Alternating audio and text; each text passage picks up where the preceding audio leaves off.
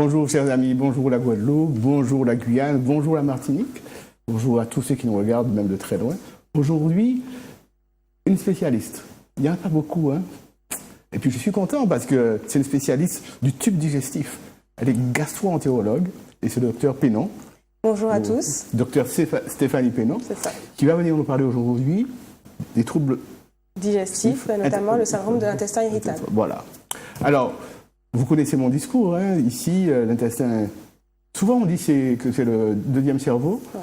Pourquoi? Parce que la place a été prise, hein, depuis un moment par l'autre. Mais est-ce que c'est pas le premier?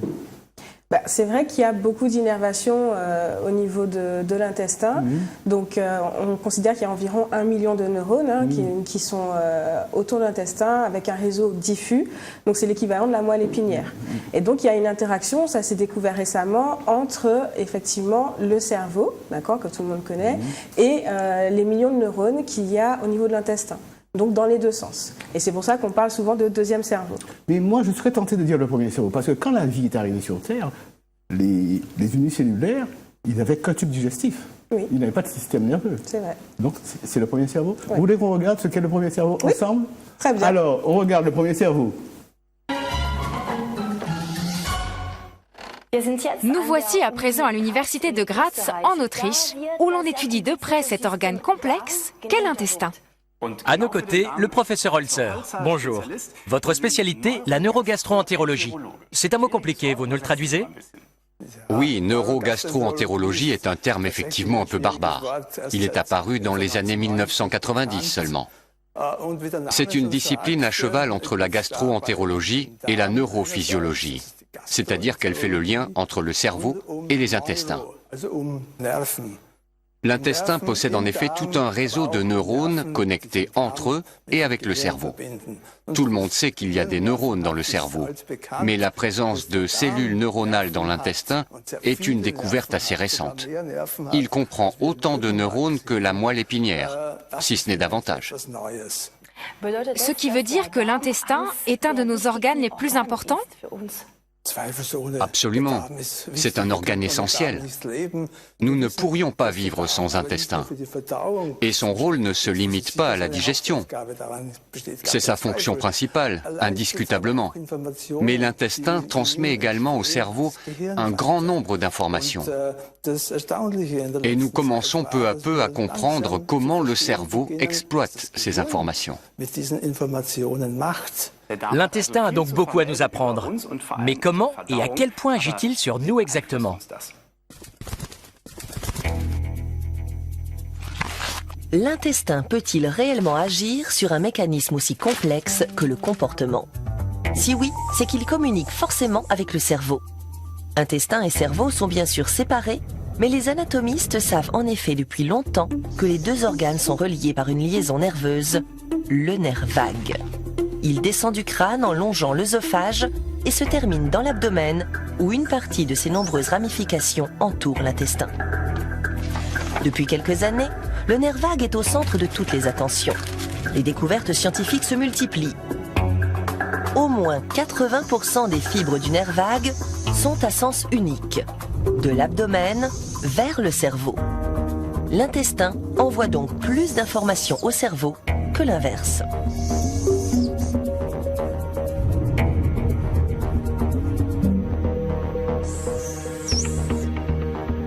En 1862, l'anatomiste Leopold Auerbach avait observé au microscope un vaste réseau de fibres nerveuses entre les parois musculaires. Depuis, les scientifiques ont découvert que l'intestin, comme le cerveau, contient des neurones, plus de 100 millions.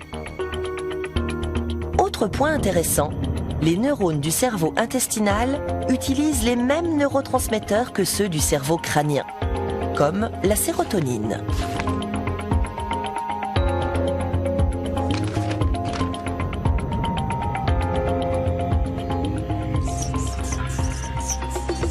L'appareil digestif produit 95% de la sérotonine présente dans l'organisme. Un taux élevé de sérotonine dans le cerveau met de bonne humeur et chasse les idées noires. Il est fort probable que la grande quantité de sérotonine produite dans l'abdomen diffuse aussi dans le cerveau. L'intestin, notre deuxième cerveau? Il n'y a pas que du côté du système nerveux. L'intestin abrite des milliards de bactéries. En plus de contribuer à la digestion, elle sécrète des substances qui pourraient aussi agir sur le cerveau via le sang. Des expériences avec des souris ont déjà livré de solides indices qui montrent le lien entre l'intestin et le cerveau. Bien nourries, elles deviennent plus hardies par exemple. Chacun de ces éléments ne constitue pas une preuve, mais devant ce faisceau d'indices, une conclusion s'impose, l'intestin influe sur le cerveau et donc sur le comportement. Moi aussi, j'aimerais bien me transformer par la magie de la nourriture. Professeur Holzer, la nourriture pourrait me changer en superwoman? Je crois que ce n'est pas pour demain, même si ce n'est pas totalement dénué de fondement, d'après les expériences sur les animaux tout du moins. Si on pouvait obtenir les mêmes résultats sur l'homme, ce qui n'a pas encore été fait, je répondrais oui à votre question. Que sait-on déjà sur les effets de la nourriture sur notre comportement? Lors d'études épidémiologiques de grande ampleur, des volontaires ont été soumis à des régimes alimentaires différents du point de vue de la qualité. Et nous avons constaté que la nourriture a bel et bien un effet sur le comportement humain. On a pu noter de grandes différences au niveau de leur humeur, selon qu'ils avaient une bonne alimentation ou qu'ils mangeaient ce qu'il faut bien appeler des cochonneries. Sur quel type d'état psychique agit-elle?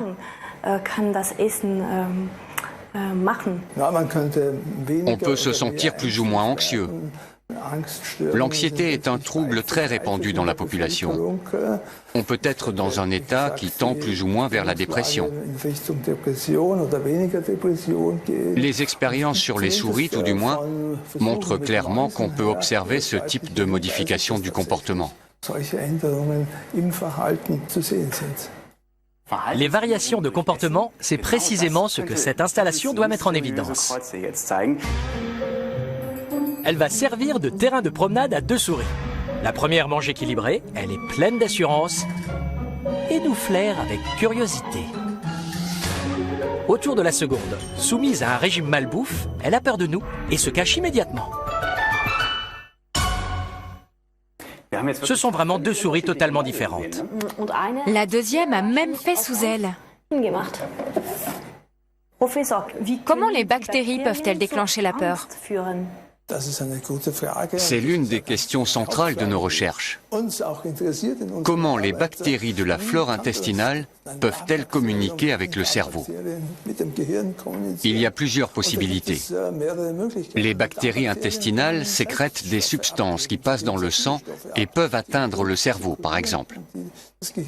Elles peuvent aussi agir au niveau des liaisons nerveuses entre l'intestin et le cerveau. Elles peuvent influer sur les hormones intestinales qui passent également dans le cerveau, ou encore interagir avec le système immunitaire qui est très développé dans l'appareil digestif. Ce système immunitaire peut envoyer des signaux au cerveau. Tous ces éléments peuvent déclencher des modifications fonctionnelles dans le cerveau. Et pour le savoir, les expériences sur les animaux sont indispensables? On ne peut pas effectuer ces observations sur l'être humain? Non, ce genre d'expérience ne peut pas être mené sur l'homme. Mais il nous faut parvenir à comprendre quels sont les liens entre les différents éléments. Est-ce qu'il y a un rapport de cause à effet? Les expériences sur les animaux sont indispensables pour répondre à ces questions. Merci beaucoup. Merci. La découverte des liens entre cerveau et intestin, et donc sur le comportement, la santé et la vie, est une découverte assez récente. Oui, autrefois, les connaissances scientifiques étaient beaucoup plus minces, mais l'imagination très fertile. Et chaque culture a inventé ses propres remèdes contre les problèmes intestinaux.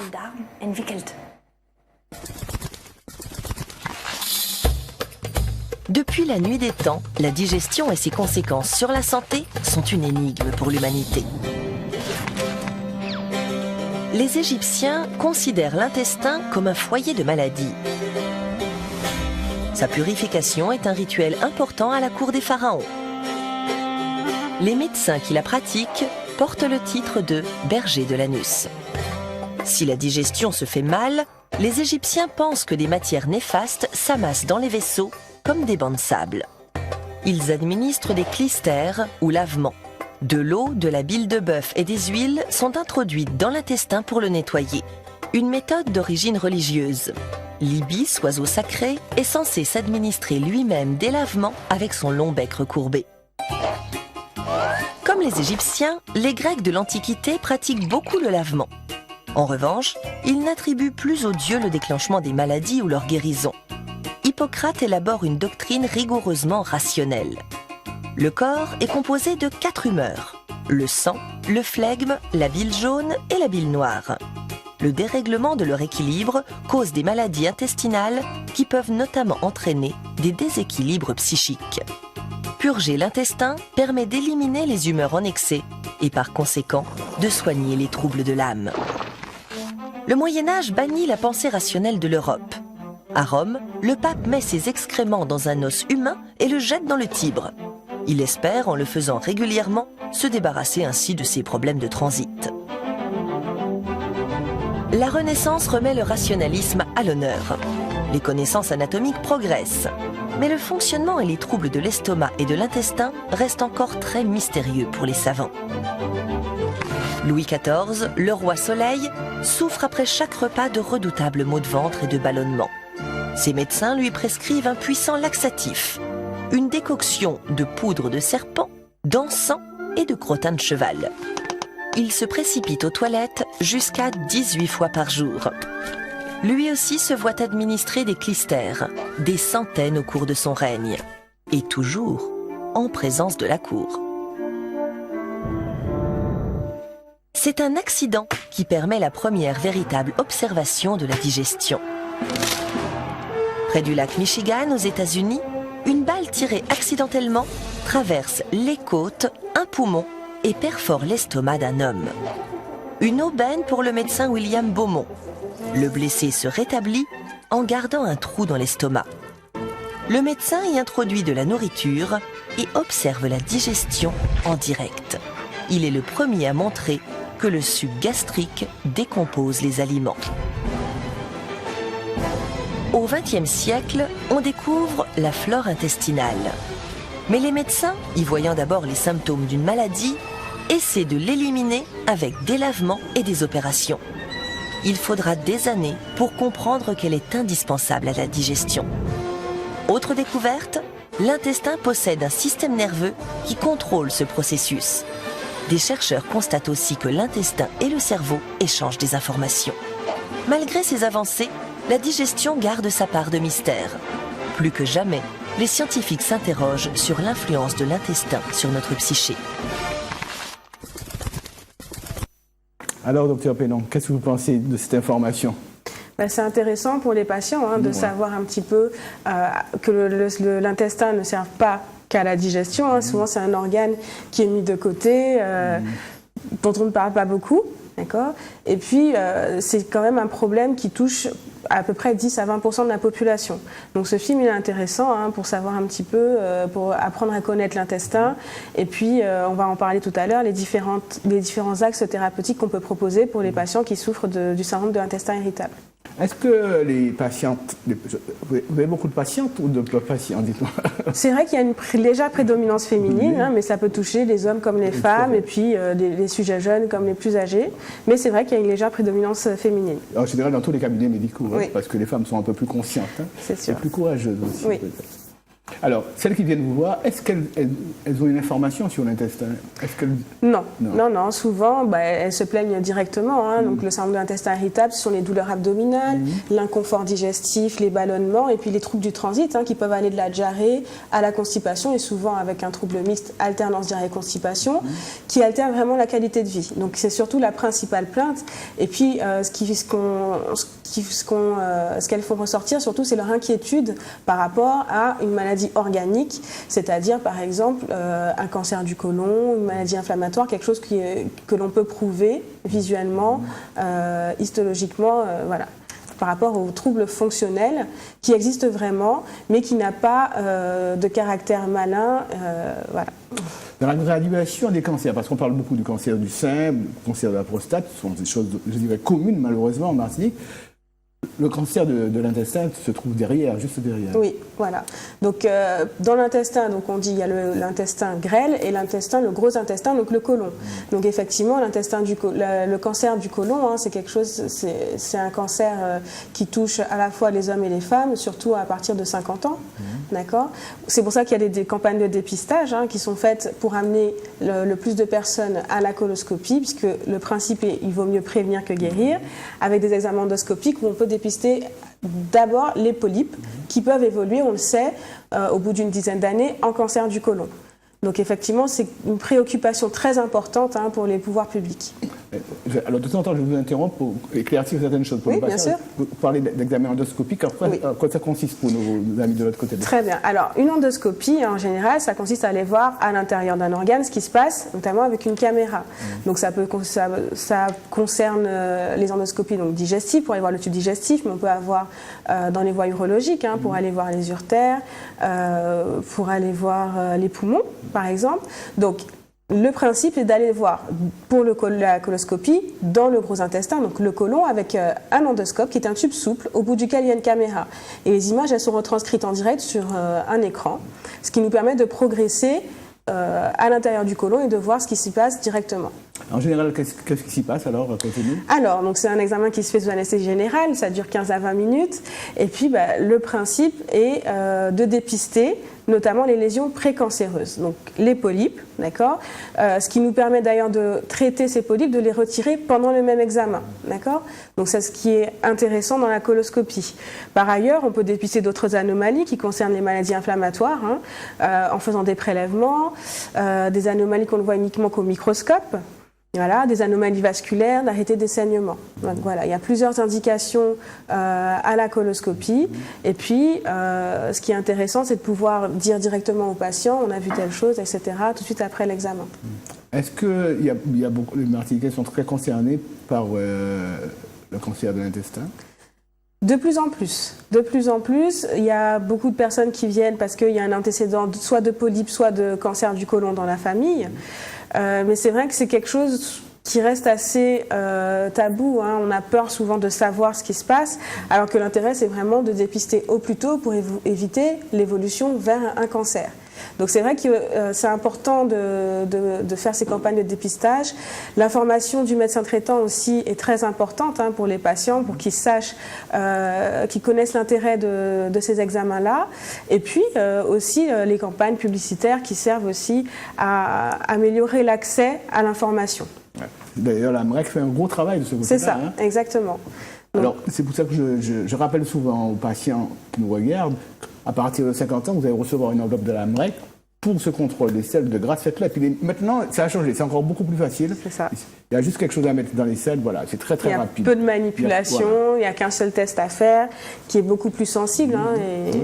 Et c'est vrai que je pense que ça va amener plus de personnes à faire ce dépistage-là, et puis de dépister en amont les polypes, ce qui peut sauver beaucoup de personnes à la fin d'un cancer du côlon. Alors, cancer du côlon, c'est l'extrémité de l'histoire, là. Mais ces maladies inflammatoires de l'intestin, quelles sont-elles? Comment elles se présentent? Quels sont les troubles que ça présente? Quelles sont les douleurs que ça présente? Donc, dans les maladies inflammatoires chroniques de l'intestin, chroniques parce qu'elles évoluent sur le long cours, on a deux types, plus ou moins on va dire la maladie de Crohn, d'accord, qui peut toucher tout le tube digestif, de la bouche à l'anus, la rectocolite hémorragique, et puis parfois on n'arrive pas à classer les deux, on parle de colite inclassée, donc d'inflammation de l'intestin, du côlon inclassée. Donc la rectocolite hémorragique, elle touche, comme elle l'indique, le rectum, le côlon est hémorragique, donc il y a du sang. Donc souvent, on a des douleurs au ventre, on a des diarrhées, des glaires glérosanglantes, d'accord, des glaires avec du sang, voilà. La maladie de Crohn, souvent plutôt de la diarrhée, parfois ce qu'on appelle des subocclusions, le transit se fait mal, et puis pour les deux, une altération de l'état général, avec souvent un amaigrissement, de la fatigue, on peut avoir à côté des douleurs articulaires, des éruptions cutanées qui apparaissent, voilà. Donc le dépistage se fait, donc c'est quelque chose qui apparaît déjà chez le sujet jeune, d'accord? Ça peut apparaître dans l'enfance ou vers 20 ans, 30 ans. Et puis un deuxième pic après, vers 70 ans, voilà.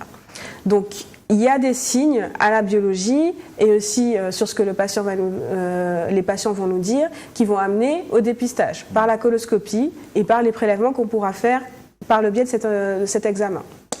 Est-ce qu'il y a des solutions ? Oui, bien sûr. Donc, alors, bien sûr, la médecine avance au fur et à mesure, avec les connaissances qui arrivent aussi au fur et à mesure. Il y a beaucoup de recherches qui sont faites. Donc, effectivement, il y a des traitements qui sont adaptés à chaque stade, puisqu'il y a bien sûr, tout le monde n'a pas la même histoire de la maladie. Pour une maladie inflammatoire chronique, on peut avoir des symptômes qui n'handicapent pas du tout, alors que certains vont devoir avoir plusieurs hospitalisations, des interventions chirurgicales. Donc, il y a des solutions, qu'elles soient médicales ou chirurgicales. C'est pas une fin en soi. Il y a aussi le rôle important des associations de malades, de patients, qui permettent d'aider pour le quotidien. Est-ce que l'alimentation, le mode alimentaire va jouer un rôle important dans le chemin vers la guérison ? Ou l'amélioration, si on ne peut pas parler de guérison. Oui, pour tout le monde, pour tout un chacun, bien sûr, le rôle de l'alimentation est important, donc encore plus pour ceux qui souffrent de maladies inflammatoires chroniques de l'intestin. On sait surtout, en tout cas, il n'y a pas d'études qui ont prouvé le rôle de l'alimentation, on sait ce qui est délétère, surtout, donc, par exemple, le tabagisme pour la maladie de Crohn. Concernant l'alimentation, on va surtout veiller à ce que l'inflammation diminue ou disparaisse pour permettre une bonne absorption des nutriments et éviter les carences.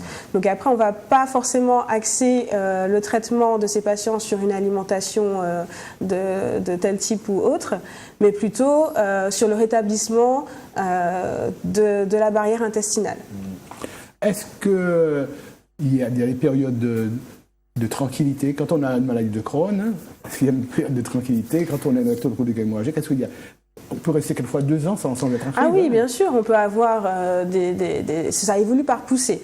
On peut rester vraiment 10 ans, par exemple, sans développer de maladie. Et puis, comme ça, parfois, souvent, les patients décrivent un stress qui a augmenté ou alors ils rencontrent un germe qui est pathogène, qui provoque une maladie, qui va favoriser les poussées. D'accord ?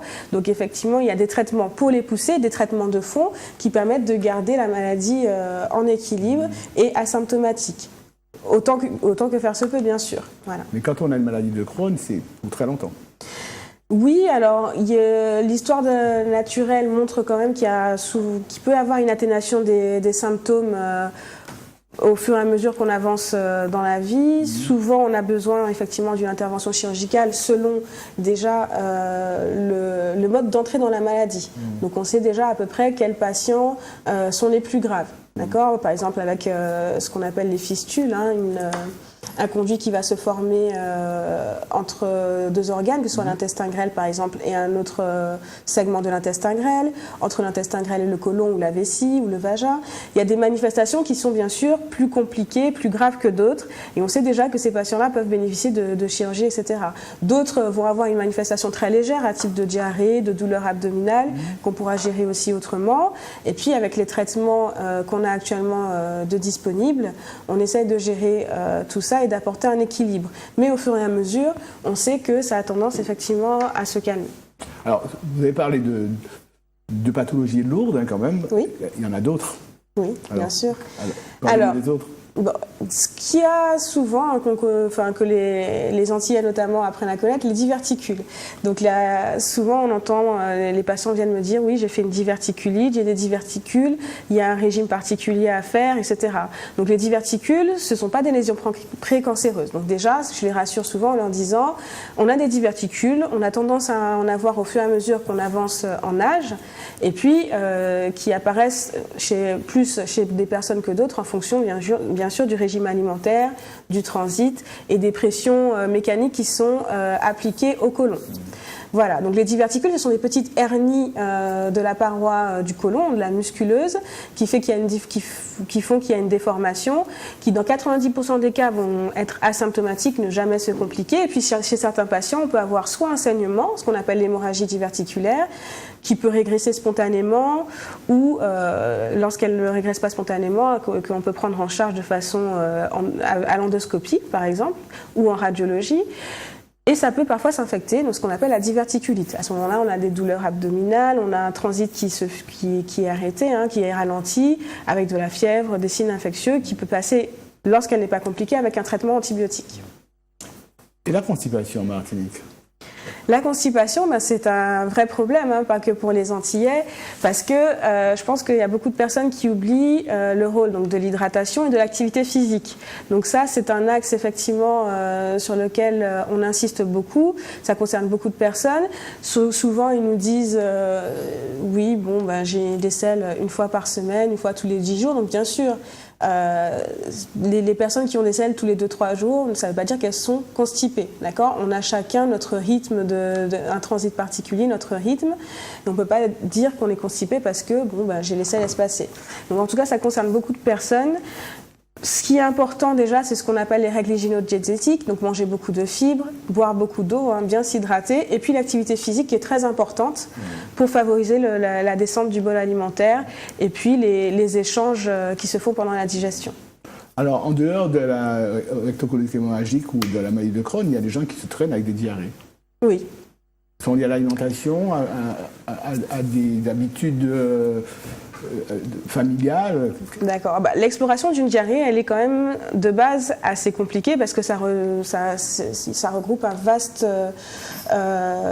de vastes pathologies en fait. Donc on peut avoir des diarrhées qui sont liées à des médicaments, des diarrhées qui sont liées à des maladies, par exemple au diabète. Donc beaucoup de personnes vont avoir une diarrhée soit parce qu'ils prennent tel type de médicament ou même sans médicament, avec un transit qui est accéléré. On peut avoir des diarrhées qui sont liées à des germes, donc ça sont les gastro-entérites qui sont ce qu'on appelle aigus, qui dure moins de 3 semaines.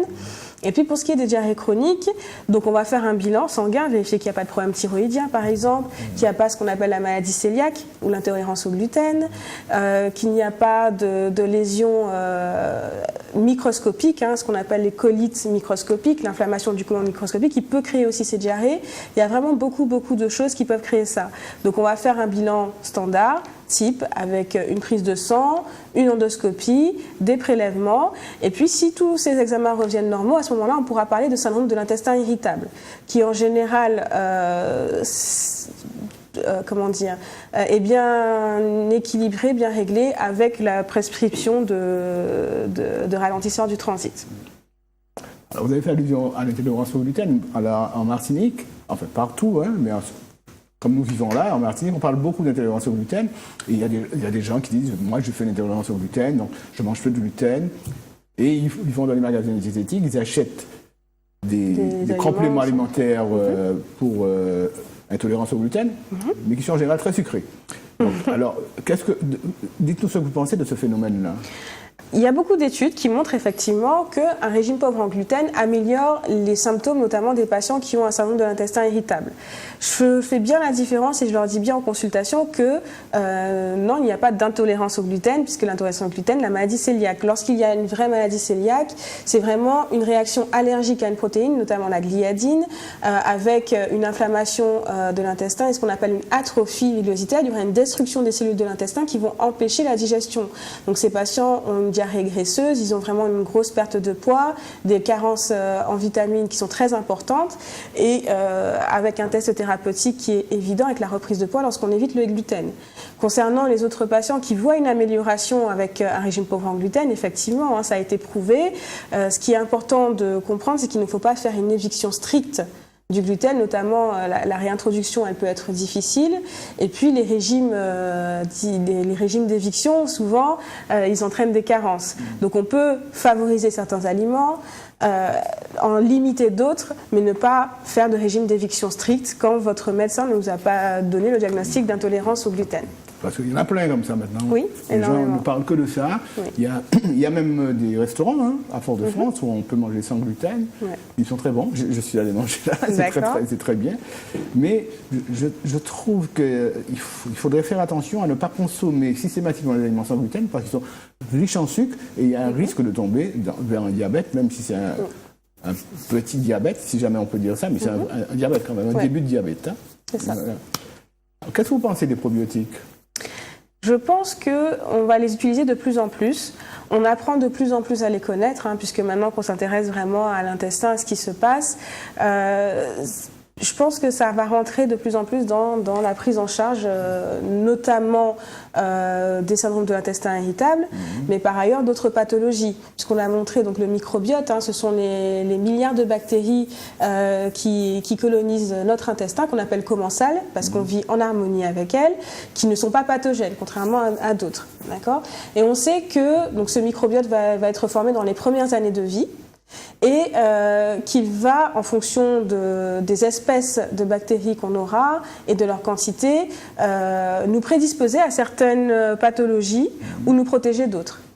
On a eu des études qui ont prouvé que le microbiote participait notamment à l'obésité, au diabète. Et le fait de connaître ce microbiote va nous permettre, je pense, d'avoir d'autres axes thérapeutiques pour beaucoup de pathologies. Je suis heureux de vous entendre dire ça parce que tous les gastros ne sont pas aussi ouverts à ce microbiote intestinal.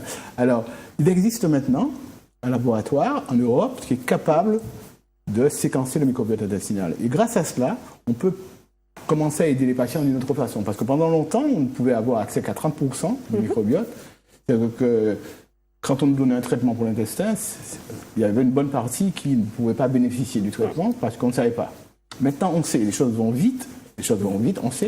On sait aussi que ce microbiote intestinal, il est transmis à l'enfant par la mère obèse à travers le lait maternel. Donc, nous sommes tous partisans du lait maternel, mais même s'il le transmet par le lait maternel, ce microbiote, rien n'est définitif. Ouais. Tout est possible, on peut changer les choses puisque le mode de vie, l'épigénétique, l'environnement va nous permettre de changer les choses pour les enfants d'une mère obèse.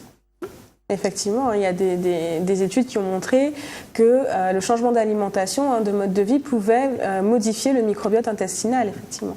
Alors, il y a de belles histoires comme celle-là, de deux jumeaux avec le même patrimoine génétique. Un, ils ont été séparés à la naissance pour des raisons...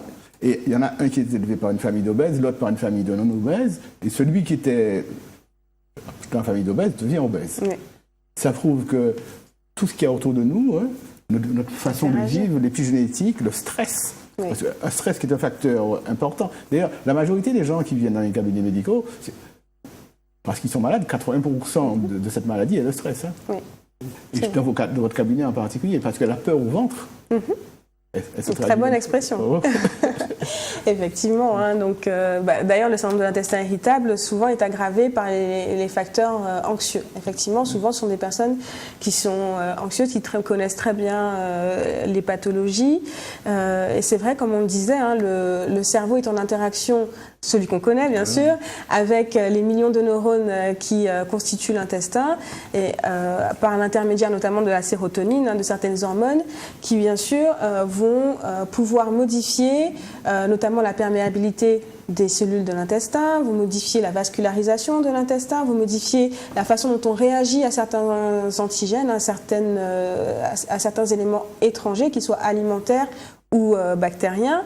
Et effectivement, le fait d'avoir ces manifestations anxieuses peuvent d'ailleurs augmenter le seuil de sensibilité aussi aux stimuli douloureux.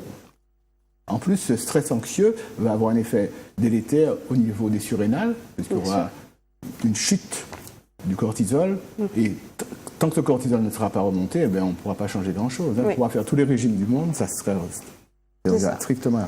Donc c'est aussi pour ça souvent on parle aussi Donc, dans la prise en charge des syndromes d'intestin irritable, on peut avoir des séances d'hypnose, on peut avoir l'activité physique, souvent pour détendre. L'acupuncture aussi, voilà. Marche très bien. Voilà. Donc, c'est vrai que tous les axes sont importants. On ne traite pas uniquement par des médicaments, uniquement par un régime, uniquement par un changement de mode alimentaire. Non, il faut vraiment prendre en compte la pathologie dans sa globalité. Est-ce que vous recevez des enfants? Oui, je reçois des enfants, oui.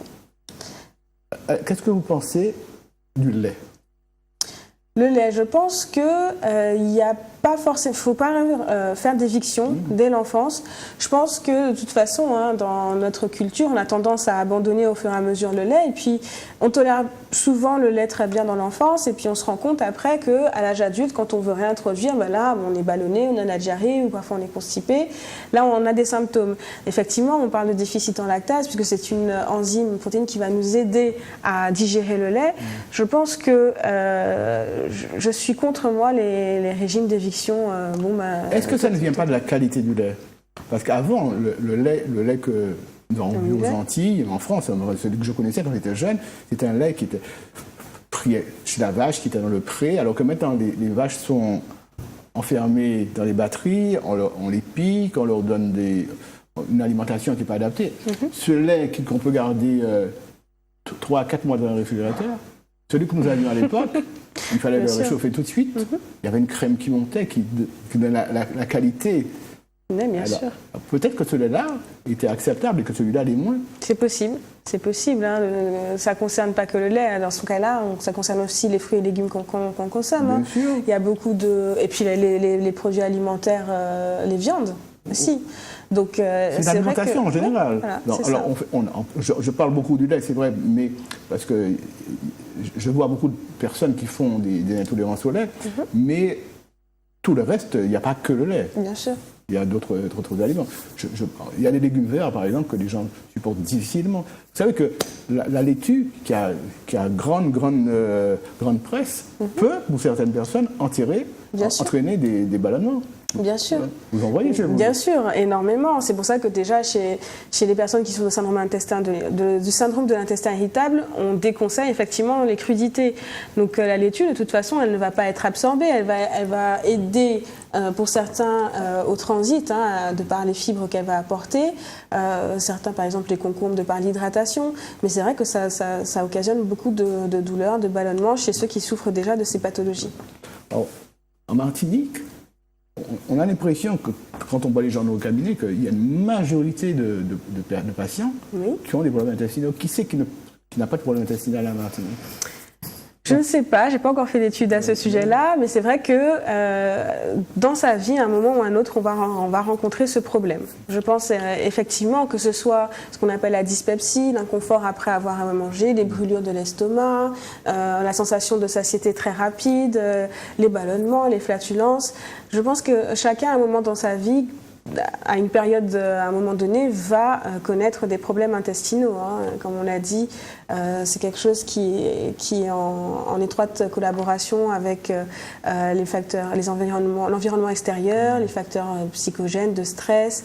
Donc, tout le monde est concerné, pas de la même façon et pas forcément avec une altération de la qualité de vie. C'est ce qu'on va retenir. C'est pour ça qu'on dit qu'il y a 10 à 20% des personnes chez qui ça va devenir chronique sur le long terme et qui vraiment vont s'en plaindre et qui vont être obligés de faire attention à ce qu'ils vont manger, de faire attention sur leur lieu de travail. C'est vrai que tout le monde est concerné, mais pas de la même façon et pas avec le même handicap. Est-ce que l'alimentation épicée joue un rôle particulier? Trop épicée? Je déconseille pas, moi, l'alimentation trop épicée. Effectivement, je pense que chacun est sensible à sa façon différemment. Voilà. Je pense qu'il faut tester. D'accord. Est-ce que j'évite les épices? Est-ce que ça change vraiment quelque chose pour moi? Mais je ne demande pas de régime d'éviction pour les épices. Souvent, on parle des épices, c'est des poussées hémorroïdaires. Et tout le monde ne va pas développer d'hémorroïdes. Voilà. Donc, moi, je ne propose pas d'éviction à tout prix. Bien sûr, quand on va déjà se plaindre de douleurs de l'estomac, de brûlures, etc., on va limiter certaines choses. Mais surtout dans notre culture, on aime les épices. Non, on ne va pas abandonner les épices. Alors, il y a une épice dont on parle beaucoup, qui est consommée énormément par les Indiens, c'est le curcuma. Oui. qui a un caractère anti-inflammatoire. Et d'ailleurs, pour être bien intégré, qui doit être accompagné de piperine, de poivre ou de piment. Et on raconte que les Indiens ont très peu de cancer de l'intestin parce qu'ils consomment beaucoup de curcuma. Vous connaissez cette histoire-là? J'ai déjà entendu parler, mais pas que pour le curcuma, effectivement, de certains aliments qui, par leurs vertus antioxydantes notamment, protègent effectivement de l'inflammation, pas que du cancer de l'intestin, de certaines maladies inflammatoires, effectivement. On parlait de ça de façon spécifique. Bien sûr, on dit que c'est un anti-inflammatoire intestinal, mais le curcuma peut avoir des effets... Bien sûr, de nombreuses vertus, bien sûr. Donc en Martinique, nous consommons du curcuma, mais est-ce que souvent les gens croient qu'en grattant un petit peu de curcuma, ce sera suffisant? Or, une plante, il faut qu'on puisse avoir accès au totum de la plante pour que ça soit efficace. Bien sûr, c'est comme pour d'autres aliments. Quand on parle par exemple les pommes, on sait que les principales vitamines, les oligo-éléments, les antioxydants sont contenus dans la peau, alors que souvent, on a tendance à les éplucher. Le mode de cuisson aussi, il est différent. Il va pouvoir... On les épluche parce qu'elles sont traitées. Oui, voilà. Mais du coup, on perd aussi un certain nombre de vitamines. Oui, mais elles sont maltraitées, les toilures de pommes. Oui. Avant qu'elles nous arrivent ici aussi belles, aussi roses, aussi vertes, elles ont subi des traitements. Il y a les pesticides, les irradiations, bien sûr. Donc, il vaut mieux les éplucher. Je pense que c'est un problème de sécurité. Bien sûr. Là, ce dont je parlais, bien sûr, c'est de ce que vous me parliez de gratter le curcuma. Voilà, je disais que selon le mode de consommation, selon la partie de l'aliment qu'on va consommer, on pourra avoir telle ou telle vertu. Voilà. Alors, est-ce que vous proposez à vos patients une façon de manger particulière en fonction de leur histoire? Alors, je pense je leur propose déjà de faire un point déjà sur leur mode de vie, d'accord, favoriser à tous les coups l'activité physique, et sur l'alimentation, c'est ce qui est actuellement recommandé, limiter l'apport en graisse, d'accord, le soir de manger léger. Et puis, de favoriser les fruits et les légumes, les oméga 3, le poisson. Vraiment, donc, en général, ce sont des conseils alimentaires qui sont basiques, dont on entend beaucoup parler dans la presse et qui sont très à la mode. C'est étonnant de vous entendre parler des oméga 3 parce que c'est pas un langage commun chez les gastro. Vous sortez du lot. Vous sortez du lot. Probablement. Ah oui, parce que je me souviens que quand je suis arrivé en Martinique, j'ai fait une petite intervention, c'est pas une conférence, dans un groupe de médecins, et quand j'ai parlé des oméga 3, il y a quelqu'un qui m'a dit mais on n'en parle pas dans le Lancet, donc je ne suis pas au courant. Je pense que les choses ont évolué. Oui, voilà, c'est ça. On a de plus en plus d'études. Avant, on ne parlait pas du microbiote. On l'a montré dans l'émission. On essayait d'enlever les bactéries. On ne savait pas à quoi elles servaient. Certaines bactéries dans le côlon, elles servent à synthétiser des vitamines. Voilà. Donc, c'est vrai qu'au fur et à mesure, on a des informations. Et puis, la médecine, c'est pas quelque chose d'arrêté. C'est ce qui est beau, d'ailleurs, dans ce métier. On a toujours de nouvelles informations, de nouvelles choses à apporter aux patients. Et puis, donc, je pense que les mentalités, y compris au niveau des soignants, elles se modifient. 100 000 milliards de bactéries. Oui. C'est incroyable ça. 2 kilos. Bon. Et nous sommes 90% bactériens. Beaucoup. Oui. Alors dans longtemps, on a pensé que nous n'étions que cellulaires. Et ce sont les bactéries dont nous avons besoin. Oui. Les bonnes bactéries, parce qu'il y a aussi les bonnes. Bien sûr. Et quand on se retrouve en dysbiose, quand on a mal à l'intestin, c'est parce que les mauvaises bactéries, pour parler très simplement, ont pris le pas sur les bonnes bactéries. C'est ça. Et le mode de vie, le fait de se lever le matin, de pouvoir respirer par une fenêtre, la pollution, de vivre à la campagne, tout ça, ça va apporter du bien à ce microbiote intestinal qui est en vie tous les jours que Dieu fait. Bien sûr.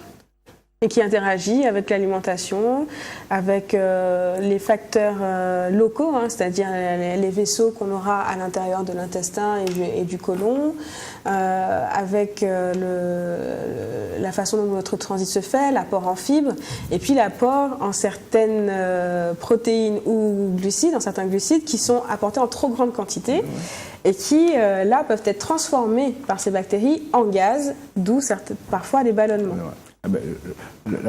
Le sucre le plus transformé chez tous les Antillais, c'est la levure, avec le pain blanc. Oui.